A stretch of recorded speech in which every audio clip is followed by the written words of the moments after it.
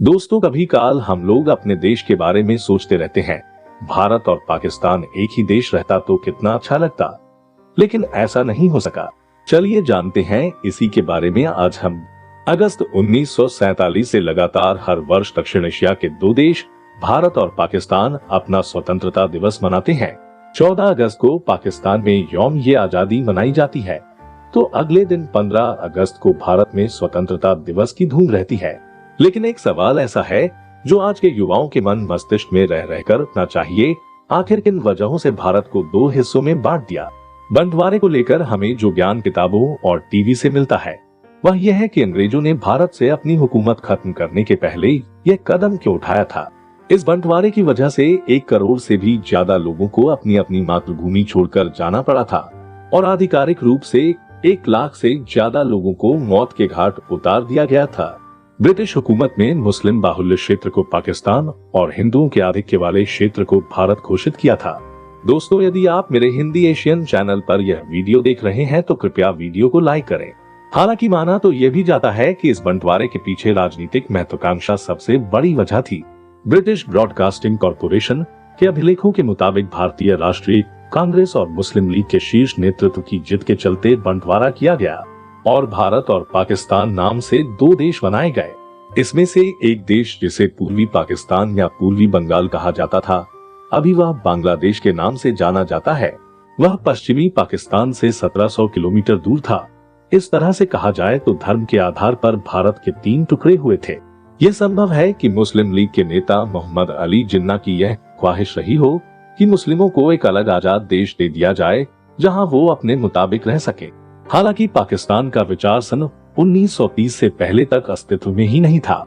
दूसरे विश्व युद्ध के बाद आर्थिक रूप से ब्रिटिश सरकार ने यह तय किया कि भारत में उपनिवेश बनाए रखना अब उनके लिए फायदे का सौदा नहीं रह गया है। कसर तब पूरी हो गई जब ब्रिटेन में लेबर पार्टी की सरकार बनी, जिसमें यह तय किया गया था कि 1948 तक भारत की सत्ता भारतीयों के हाथ में दे दी जाएगी। हालांकि इस पर अमल 1 वर्ष पहले ही हो गया। ब्रिटिश सरकार ने जल्द से जल्द वो भारत से अपना बोरिया बिस्तर समेटने की योजना बनाई और जल्दबाजी में बिना नतीजों की परवाह किए भारत का बंटवारा कर पाकिस्तान बना दिया गया। आपको जानकर हैरत होगी कि 14 अगस्त 1947 को पाकिस्तान में आजादी का जश्न और भारत में 15 अगस्त को स्वतंत्रता दिवस मनाया गया। लेकिन दोनों देशों के बीच सीमा रेखा का निर्धारण 17 अगस्त 1947 को किया गया। ब्रिटेन के वकील साइरिल रेडक्लिफ ने भारत और पाकिस्तान के बीच सीमा का निर्धारण किया था। उन्हें भारतीय परिस्थितियों की थोड़ी बहुत समझ थी। उन्होंने कुछ पुराने जर्जर नक्शों पर उन्होंने इस सीमा को तय किया था। बंटवारे की लकीर को खींचने के लिए ब्रिटिश सरकार द्वारा 1940 में कराई गई जनगणना को आधार बनाया गया था। इसी से यह स्पष्ट होता है कि देश का बंटवारा किस कदर जल्दबाजी में किया गया होगा। वहीं भारत के अंतिम वायसराय लुईस माउंटबेटन ने भी महत्वपूर्ण मसलों पर विमर्श किए बगैर ही ब्रिटिश शासन के अंत की घोषणा कर दी थी। दुनिया के कई देशों में भारत के बंटवारे पर आश्चर्य जाहिर किया था। ये सवाल भी उठे थे कि आखिर इस काम को बिना नतीजों का अनुमान लगाए बिना जल्दबाजी में क्यों किया गया। इसका जवाब भी भारत में ही छिपा हुआ है।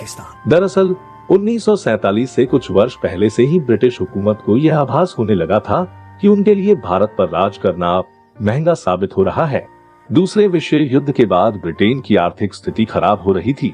अंग्रेजी नेताओं को अपने ही देश में ही जवाब देना भारी पड़ रहा था। 1942 के भारत छोड़ो आंदोलन के दौरान अंग्रेजी सेना की 55 बटालियनों को तैनात करने की वजह से दंगे भड़क गए थे। इसके अलावा सूखा और बढ़ती बेरोजगारी ने अंग्रेजों के लिए भारत पर राज करना महंगा सौदा बना दिया था।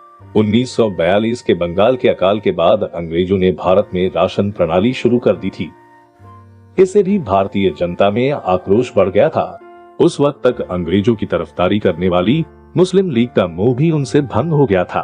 16 अगस्त 1947 को मोहम्मद अली जिन्ना की मांग थी कि मुस्लिमों के लिए पाकिस्तान नाम से एक अलग मुल्क घोषित किया जाए। इस मांग ने जोर पकड़ा तो पूरा उत्तर भारत दंगे की आग में जल उठा। हजारों लोगों को अपनी जान से हाथ धोना पड़ा था। इस दंगे से ब्रिटिश हुकूमत की बंटवारे की योजना को बल मिल गया। उन्होंने यह तय किया कि हिंदू और मुस्लिम एक ही देश में मिलकर नहीं रह सकेंगे, इसलिए मुल्क का बंटवारा जरूरी है।